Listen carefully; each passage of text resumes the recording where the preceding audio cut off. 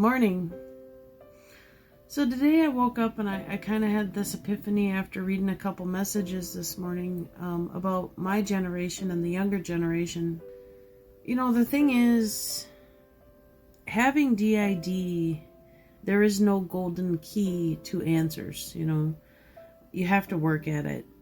And it seems like once in a while I get people who want a golden key.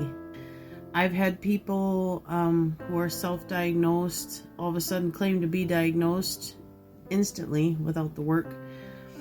I've had people use me to get the information to figure out how to get disabilities, and I've had people copy my content, copy my words, copy how I dress, everything.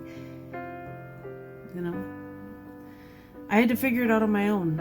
And when tested at the big clinic up here a long time ago, they told me my survival skills were at 139.8. Growing up as a child, a free-range child on a farm, you learn to take care of yourself. You learn to take care of the animals. You learned a lot of things. It may not always been the right way, but it was my way to live. And in alternative states, those states of mind could take better care of me than I could, even though it was still me. By the time I got to be 15, 16 years old, I was already kicked out of the house. I had nowhere to live. I lived in my car for a while. I lived at the neighbors for a while. But here's the thing. I always had a job. I needed a job, you know. And it could be any job. It could be cleaning cars for 50 cents, vacuuming them out. It could be weeding garden beds. It could be helping pour cement. It could have been... So I had a lot of jobs. I worked the SET program by the time I was 14 years old. What's a SET program? SET program is where you clean for the school, for the janitors in the summer. I'd clean lockers, clean toilets, clean things. You name it, I cleaned it. These were things that I forced myself to do. I didn't know I had DID at the time, and I wanted to work. I wanted to have an income so I could get things I needed. Because there were times where me and my father, we would battle back and forth. Well, you don't need shampoo and conditioner. You can use Dawn dish soap like your ma. And I never complained about it. And here's the thing. Are you going to die with your money? I think that was the biggest recall I had when my father had passed away. He hoarded his money horribly. When he died naked and with nothing. Nothing. So really, what was the point of him doing what he did? You know, hoarding that money, keeping us from having normal clothes, items that normal children should have had. You know, baby boomers were a tough generation. Do I blame him? No. And the reason I don't blame him is because I know what it was like, and I got view of it was like for him to live as a baby boomer. There were 11 kids in that family. And half the time they were starving. They were hungry. They didn't get the needs met that they needed. My grandmother worked at the school as a janitor to try to make some ends meet. And by the time my father was 17, 18 years old, I'm told 17, you know, he claimed he was drafted for years for Vietnam. Not a true story of what I found out when we opened the safe, the big safe that he kept locked up, was that he had signed up for the war. So that's kind of like, well, why did he do that? Why did he do that, Eva? And it made sense to me. He wanted to make a living. He wanted to survive. So he would do whatever he could to do that. He joined the army because he knew he'd get a free meal. He knew he'd get a free bed to sleep in. And he knew he'd get an income. Were there times that were hard on him? Absolutely. But he knew what his basic needs were. And that is what survival is. So for this second part of the clip, I wanted to talk about some of the issues I'm dealing with currently. And one is somebody that I had gotten close to, which I regret. that was self-diagnosed, and I thought maybe I could help them to get assessments to figure out, if they had DID or BPD or whatever. I did everything right. I gave them the right guidelines and care. This person, the thing I didn't care for was that they were very clingy. They seemed to want to call me every single day, sometimes more than once a day, even all hours of the night. It seemed like that they wanted every bit of information that I could give them. My problem is that it seemed like they did not want to really work on themselves as much as they needed to. When I ended up doing an interview with a friend of mine with about 3 other people, including this person, there was some things that needed to be cut out. One was that she talked about a lot of things that didn't seem to fit DID. And so I had stated, okay, we're going to leave this part, but maybe we should cut some of this out. And the thing was, all of our stuff that we talked about, a lot of us had cuts and pieces taken out because either we had to go to the bathroom, or we giggled randomly at something we were nervous about, or we fidgeted, or whatever. Or we stated something we felt that didn't fit the criteria of the research.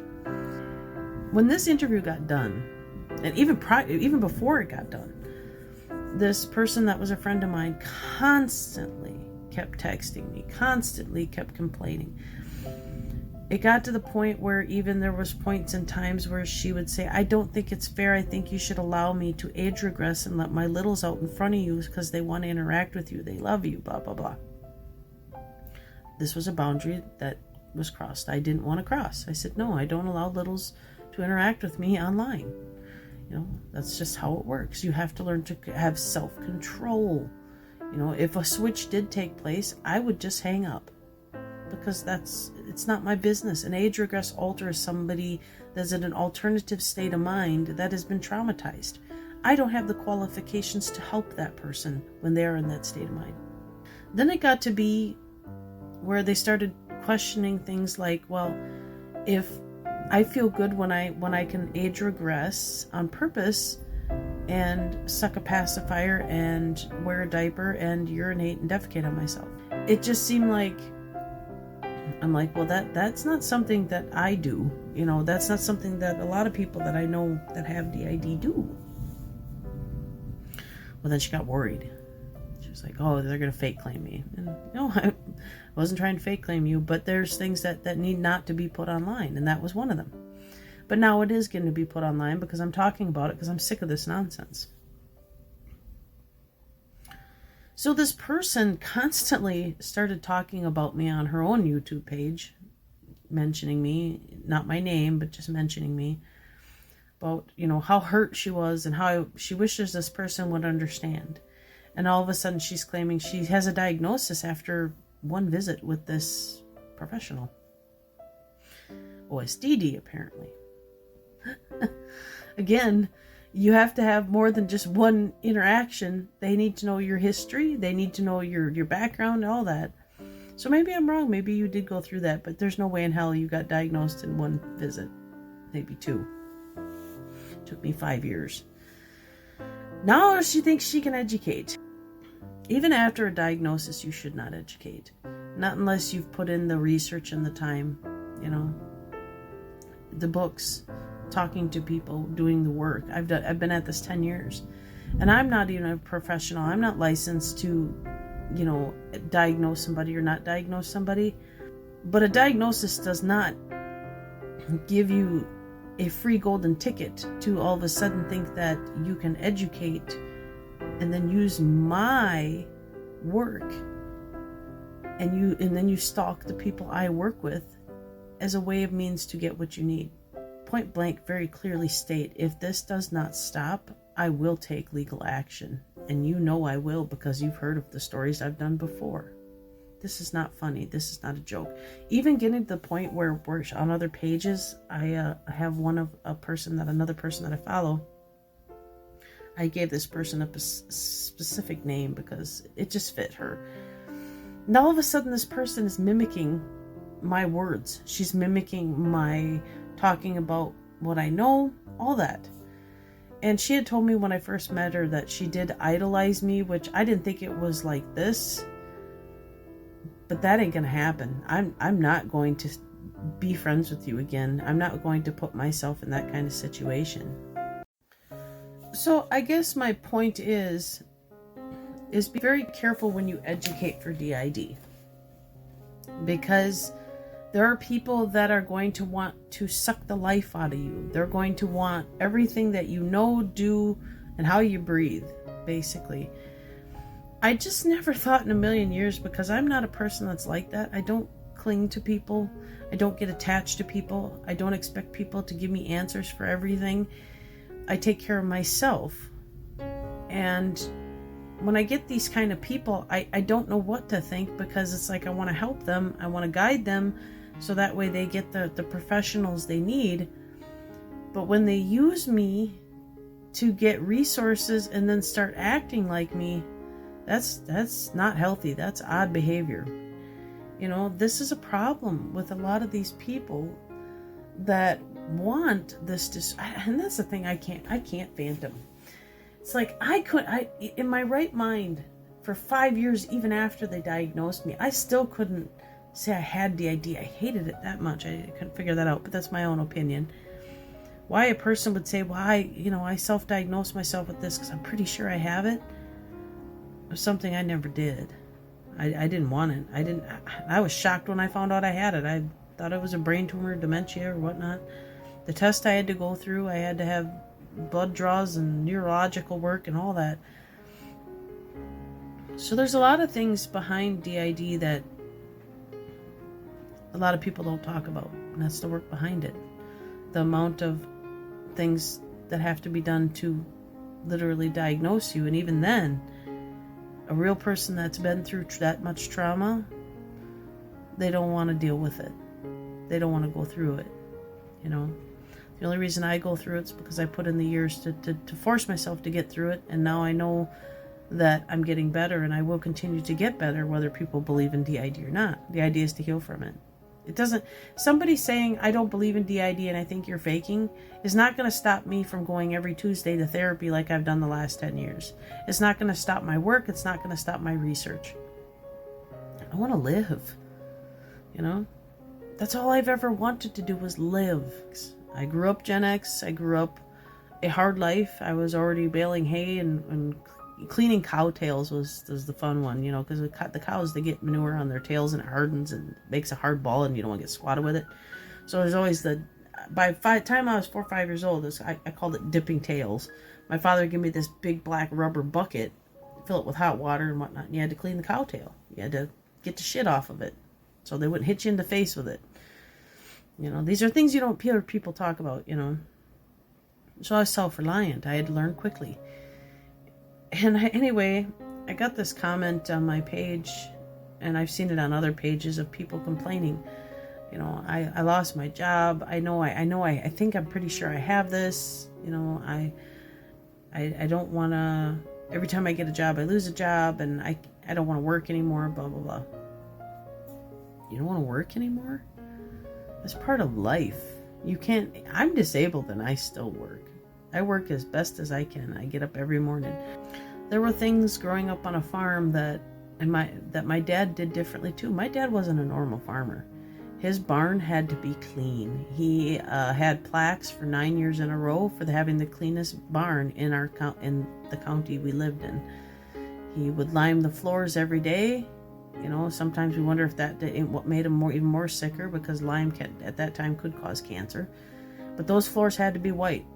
The ceiling and walls, my mother painted with old oil-based paint to keep them white. Okay, everything had to be white. Now, if it would have been my choice, I'd have painted them damn walls black, because then it wouldn't have showed the manure. But that was our life. Already at 5, 6 years old, my mother had a paintbrush in her hand, and she was having us paint those walls. My father had to have a clean, respectful line of cows. They had to be taken care of. Each cow got a specific amount of grain. Each cow got a specific amount of hay. depending on their milking status. These things were taught to us as kids. We were driven. Before you started school, nobody really cared what you wear or what you did. And most of the time, I ran around in boys' BVDs or nude. Parents didn't seem to mind. It was just an odd way we lived. Everybody's lives are different. Mine was very different. And I can remember already by the time I was 5, 6 years old, picking rock. And I don't know if you know what picking rock is. Picking rock is where you clear a field by hand with buckets. And you have them buckets connected to a wagon. For us, it was a seeder. Back then you had these big round wheels it was a long thing that you open the flip top up, put seeds in, and it would plant it.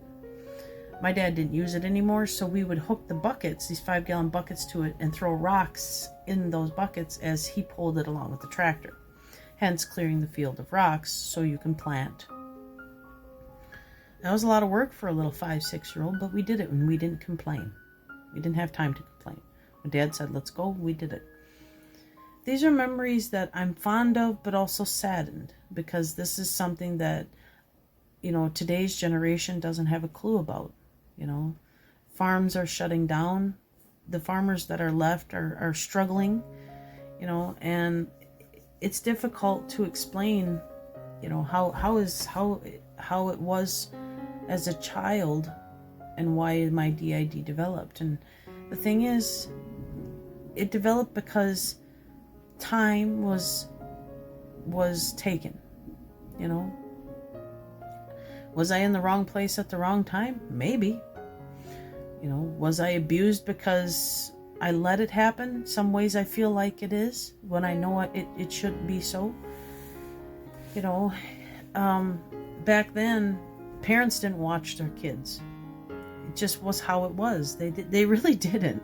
They'd get together. My mom still drank at the time. My dad finally quit drinking by the time I was born, but my mom did not.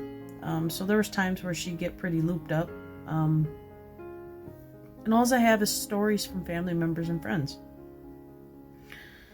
And I can remember one lady telling me that my mother didn't hold me.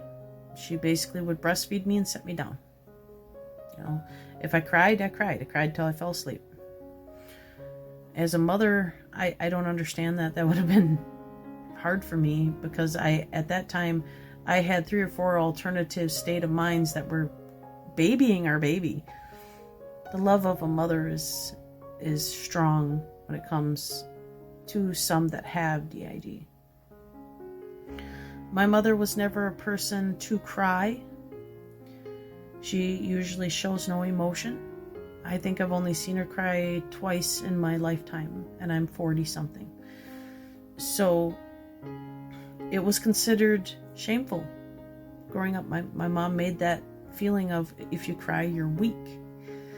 So for years and years, I would fight showing any kind of emotion, and then all of a sudden a switch would take place, and that emotion would come out through my alternative states, especially the smaller age regress alters. They seem to be able to show emotions a lot more easier.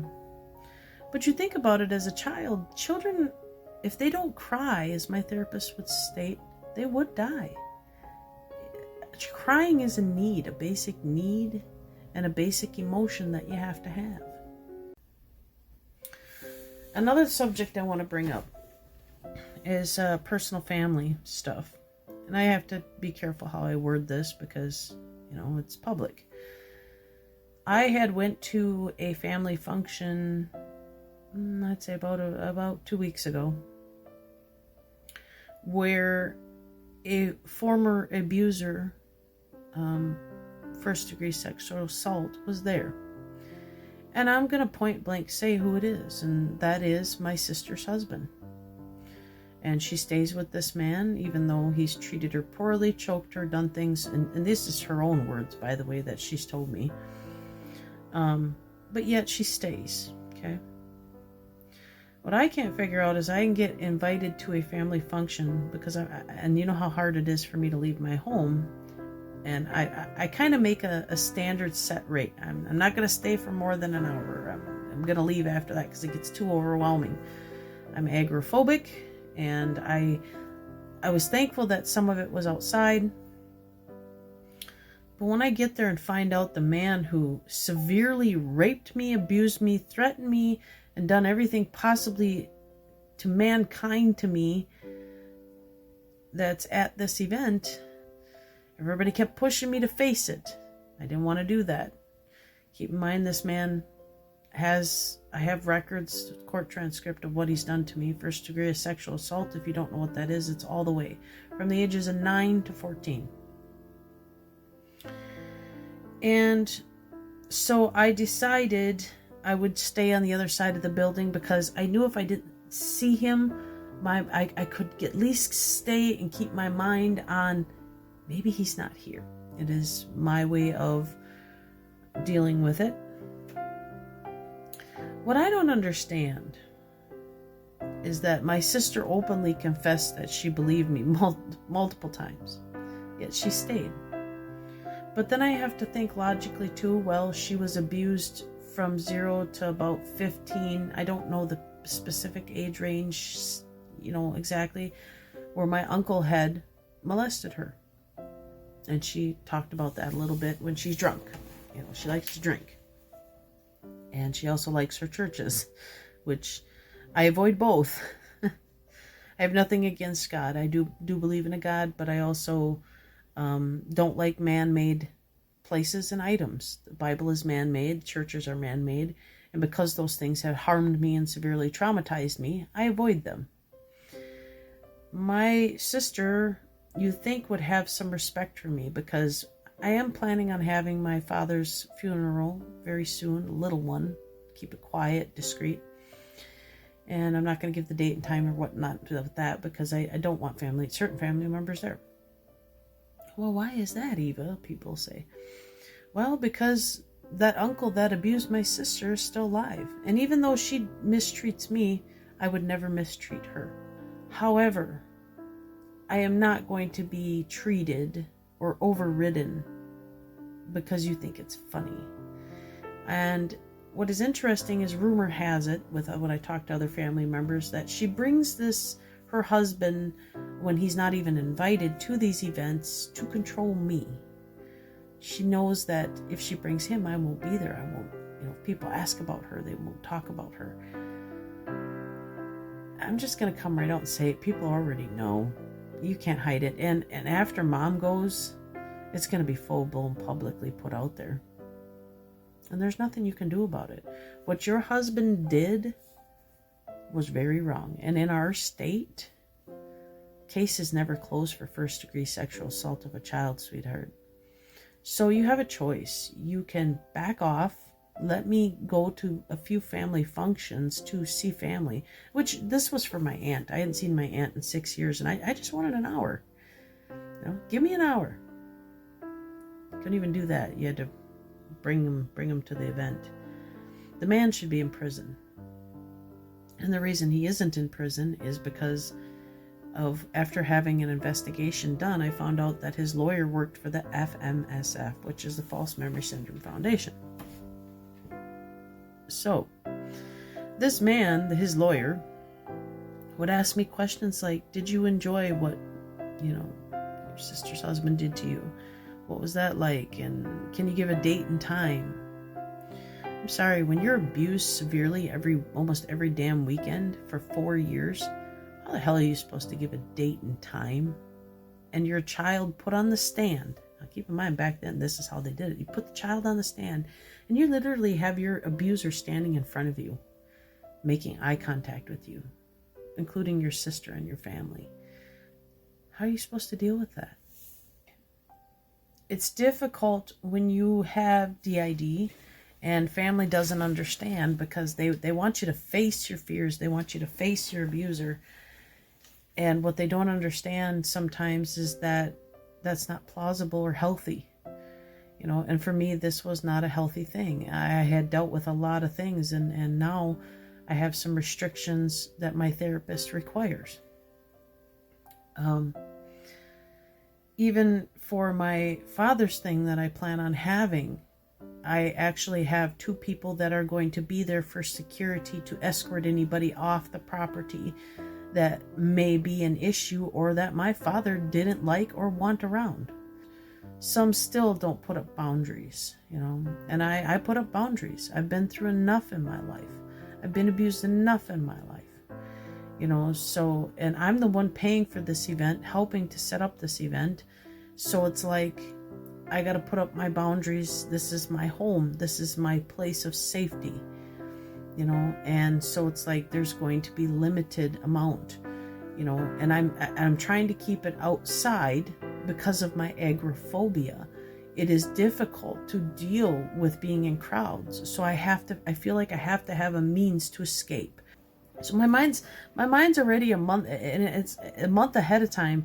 My brain is going, where's your safety? Where can you be? How do you hide your DID? How do you keep it discreet? How do you stay normal for, I don't know how long the event will last, but the idea is to try to keep it calm and stable. And at least it's not in a town that I'm not aware of or a location that I'm not familiar with. That could be an emergency situation. But even for this event, my bracelet is always worn, because that way if something does go wrong, my therapist has an emergency number that can be contacted her on it. And she will be hopefully on call that day just in case there's a problem, So that's the hard part about living with this disorder, is everything is planned way ahead of time with a support team, for me anyway, to where I discuss everything with my brother. I discuss everything with my kids, my husband. Well, what if this happens? Well, what if that happens? Because with a person with DID, with real DID, there's always this jump scare response. Could this happen? Could that happen? The survival skills are way ahead of time. It's almost like you're time traveling ahead of time before the event even takes place, because you don't want nothing bad to happen. And when an alternative state does happen, I feel like I failed. I feel like, okay, I switched. I failed this. What did I do wrong? What can I change? It's a battle for people that really do have it. It really is. Everything is so planned ahead. If you notice too, I haven't been really digging into the books. I have books sitting here, as you can put there with my water. See, I'm constantly reading, trying to finish something. But it's difficult because the summer months are short here. I only get so many months to build stuff. So I'm working on another 4-foot by 8-foot tiny pole long cabin. These are things that keep me grounded. Working with my hands keeps me grounded. So painting and building and pulling weeds and cutting wood keep me grounded. So this is my life, and this is what I'm dealing with right now, and my boundaries have to be huge. So, as my follower list begins to grow, which again, it's not about followers, I could care less, but as it continues to grow, I have to put up boundaries and safety for myself, especially for my friends and my family. So us YouTubers that do make videos, we're not actors, we're not famous, we're not anything. And even because I have a disorder, does that make me cool? No, not really. It's just life, just like anybody else. It's just I have to do it in different ways. I have to cope in different ways, I am not somebody that can give you a golden key. I'm a human being, just like anybody else. I'm going to live and die the same as everybody else. I just don't know how that's going to take place yet, As far as farm life, there's so many things that I could tell you that were good and bad. Drinking milk unpasteurized, you never forget that taste. You never forget the cream on top. You never forget what it tastes to have direct milk right out of cow where it's warm. It's the same with maple syrup. My mother tapped trees for years, and you never forget what sap tastes like out of the tree without boiling it first to make it into maple syrup. You never forget how to tap trees. You never forget what you can eat in the woods and can't. This is a skill that's dying today. This is a skill that you will not see in today's society.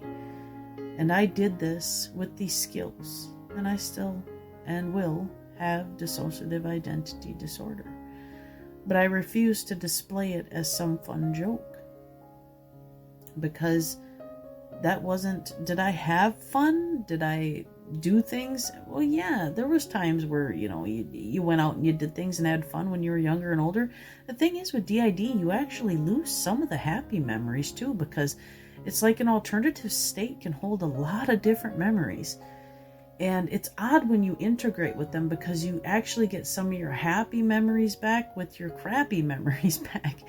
And it's quite confusing, because then it's like, oh my God, I remember doing that as a kid. That was awesome. I have met some really awesome creators. I've met a lot of awesome people on this journey. And I think I will continue to do the best I can and educate the best I can, and to continue to read and learn. So that's all I have today. I'm dealing with a tickle in my throat all of a sudden.